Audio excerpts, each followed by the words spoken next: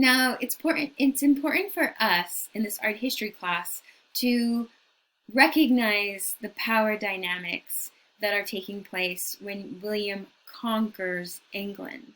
Because remember, William is a Norman. He speaks French. He is a foreign power who has now taken control over this island nation. And when he does so, he's going to bring his culture, his language, his nobility, which are loyal to him, to control the masses of England. So what we have is a striation of culture, language, and power. When William comes in, he's going to wipe out all Anglo-Saxon nobility, either by murder or by forcible marriage into his Norman nobility families. And he's going to control the countryside with his French nobility, who have now set up to control these large portions of land in England. The masses of England, the rest of us, well, we're not Normans. Instead, we are English. We speak a different language, we have a different culture. And so William, as this overlord, is going to have to control and influence and infiltrate in order to maintain power over the larger island of England. And he's going to do that with art, with architecture.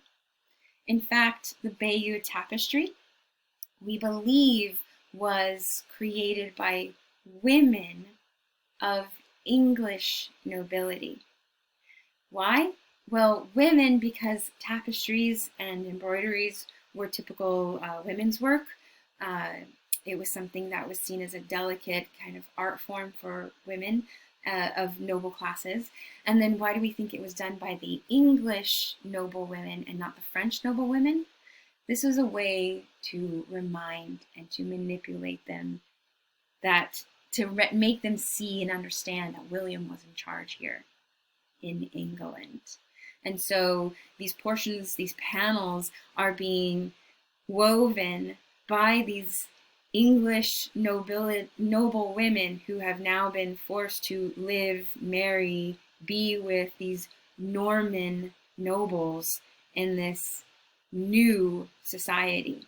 So the art, the making or the manufacturing of the Bayeux Tapestry is another way to exert power. Additionally, and I love this, the English language as it is today is a byproduct of William's conquering of England. How so? We don't speak French? Well, we do kind of. Think about things like food. When you have an animal out in the field, you see it as a cow, right? You have a cow out in the field, cow. But when you kill it and you chop it up and you cook it and you serve it on a plate, you don't say it's cow, you say it's beef. Same with a pig. When you see it out in the pig pen, it's a pig. However, you kill it, you chop it up, you cook it, it becomes pork. Why? Why is this difference of words? You know why? Because the Anglo-Saxon word for those animals is cow and pig. The French word for those animals is bœuf and pork. I still don't get it, Miss Cortez. The people who keep and tend to the live animals were of the Anglo-Saxon lower class peasantry. However, when they serve this food to their Norman masters, they speak the French word for it, bœuf, pork. So the hybridity of the English language, many elements of it come from the conquest of England by William the Conqueror, by Duke of Normandy, William. Isn't that fantastic? Isn't that fun? Okay, another way that he establishes control and rule over England is in architecture. That's our next work of art. So here's the map of Europe, and we saw the Duke of Normandy at Battle of Hastings takes control over England, and we're going to look way up at the top of his territory. We're going to go all the way to Durham. This is another map to help you kind of understand. There's the capital of London, and way up here is the border between England and Scotland. Now, this is very close to the border that Hadrian had established way back in the ancient Roman Empire. And we're going way up to the city of Durham. And I keep on exaggerating, way up, because it is really far from the capital of the country. And William, in order to establish himself as ruler, needs to exert power across his land. And so in Durham, even though it's not close to the capital, he needs to establish himself through some form of art and architecture as a visual statement of his power in this territory. So here we are. We're looking at the aerial view of Durham Cathedral. Now, as it stands today, this beautiful, gorgeous structure, the exterior of it is not original to the Romanesque period. It got a major facelift later on. So we're going to ignore the exterior. But it still has the same original shape as it did. And what we see is, well, square there. Yeah, cloister. Who lives in a cloister space? Oh yeah, monks. Yeah, monks. So we have our monastery attached to a massive church, and we have bell towers in the front. We have a transept, extended nave, and then the nave extends past the crossing, and then the apse is back here. Here we are standing in the cloister of Durham.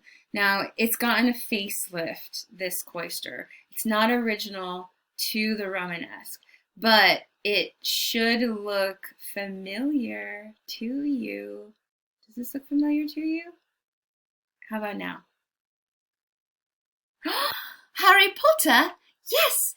Portions of Harry Potter were filmed here in Durham Cathedral's cloister. Here we see Hagrid with Harry and Ron and Hermione in this beautiful cloister that is part of Hogwarts. But we're not going to look at it for this class.